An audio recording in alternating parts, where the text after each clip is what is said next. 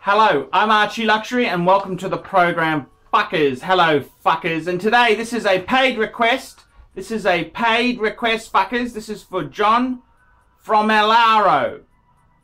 John Fromularo. And he goes, "Hi Archie, so now I have 5 watches. I'm learning about Swiss watches and realize that only the Omega is good quality. For less than 5,000, what would you do to add a dress watch to this group? How do I sell the lesser quality watches? Sincerely, John Fromularo." John, you hit a fucking good question there. Yeah, I agree. John's got a couple of Tissots, a Raymond wheel. Very, very low-end sort of watches there. Nothing you'd really call decent. John, I would say to you, my honest advice to you, John, is to, for less than 5 grand, whoo, that's mean, that's savage, that's vicious. Look, I would say really, contact my friends Kenny Nguyen, Jewelers on Time. For less than 5 grand for yourself, I'd be saying get a Rolex Datejust, a steel Rolex Datejust. You can get like a 90s piece, like a 16234. That's a steel with white gold bezel. You may even get a, instead of the white gold bezel, you go for a smooth bezel, a 16200. That's the sort of watch I would go for. That's very, look, in a traditional sense, a dress watch needs to be precious metal. It needs to be on a leather strap, blah, blah, blah, blah. But that's so last century. This is year 2015, and any fucker wearing a watch, that is a dress type of piece. All watches now, let's be honest there, the watch is not a necessity. It's a show of strength and your personal taste. It's the only piece of jewelry a man can wear. So, John, as far as the advice goes there, I'd be getting Datejust. You might want to get a two-tone, but your two-tone, you could possibly get into two-tone territory. I reckon that's probably your best bet. A Rolex Datejust.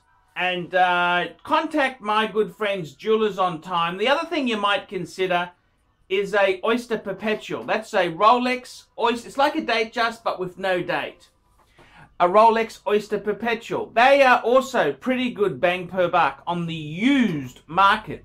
So I reckon if you've got a whole lot of shit in your collection, I'd be saying let's get a decent footing. Let's fix up this fuck up you call a collection, and let's get, our first steps would be to get a Rolex. Get a Rolex Datejust or a Rolex Oyster Perpetual. Let's start, you know, we can, that'd be a very, very good start to fix up some of the fuck-ups in your collection. How do you sell these lesser watches? Yes, precisely, John. Precisely. How do you? It is fucking hard. That low-end sort of shit, it's very, very hard to move. Dealers are going to skin you alive. They're going to give you an extra asshole. Look, how do you get rid of... This is the whole problem. This is why I say there are no mid-tier watches. There's garbage, and then there's, you know, you're starting to get into... You want to get into... 5,000 is sort of the benchmark to get something semi-decent. Second hand, you can get some nice Rolexes. This is the whole problem. A lot of that Tissot, Oris shit, second hand, unless it's latest model, unless it's, you know, kind of trendy, it's fucking hard to give away, okay? It is fucking hard. And that's why I say you're better off to save for a decent watch instead of adding garbage, because garbage doesn't sell. I'm sorry, John.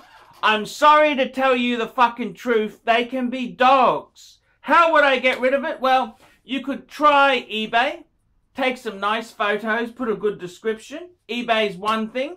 You could also try some of the watch forums. Often the watch forums have a sales board where they let you post stuff for sale there. They're not that... I've seen your collection. It's garbage, John. I'm sorry. It's absolute garbage. That's going to be hard to get rid of some of those dogs there. It's not easy. No one wants a turd.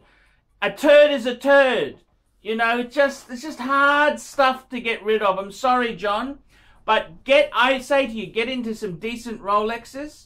Get a decent Rolex and you're going to start to bring up the tone of your collection. I'm ArchieLuxury. Tell me what you fuckers think of that. Nice one, Archie. Great advice.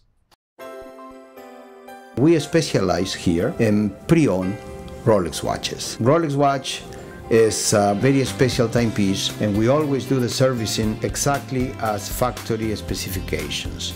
We buy a pre-owned piece and we put it into brand new condition. We have Rolex certified technicians working on that.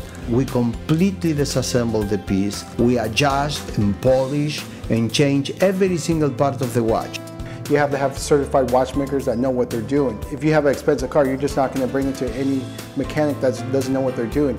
You spend $5,000, it's like if you put money in the safe deposit box. And 1 or 2 years from now, you will keep having your $5,000. We have to spend a lot of money to get all this equipment together, but makes me feel I'm doing what I'm supposed to do. It's not a question of money, it's my passion. Jewelers on time, simply the best.